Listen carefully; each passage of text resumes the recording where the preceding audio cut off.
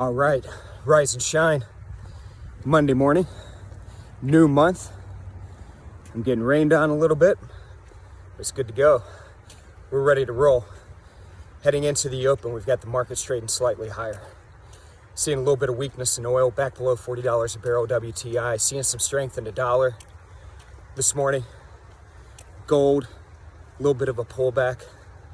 Now we look at the month of July, another strong month in the equity markets, 4 months in a row to the upside. S&P 500 was up 5.5% on the month. Dow Jones up over 2% for the month, and Nasdaq up a whopping 6.8% on the month. We've seen some big moves in equity markets, big moves in gold, big moves in currencies. Again, you look at that sterling, we're still up above 1.30, up above 1.17 in the euro. So there's been a lot shaken.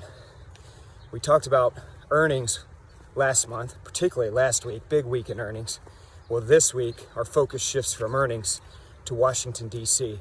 Two big things to be aware of. One, extension of some of these pandemic-related stimulus measures like unemployment.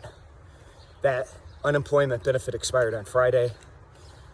A lot of talk right now about whether or not we extend those benefits this week, so the markets will certainly be watching that. And finally is jobs week. Friday, we get that July jobs report. Expectation is we'll create just north of 1 million jobs last month. Unemployment rate will still be above 10%.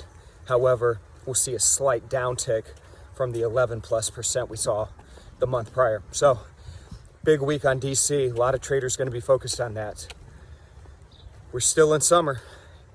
I know it's a little quieter than normal, but there's a lot going on, a lot of opportunity out there. So let's go get it. Everybody have a great day. I'll check in with you again tomorrow. Check in with us on Facebook and Twitter. We'll keep you updated. All right, take care, folks.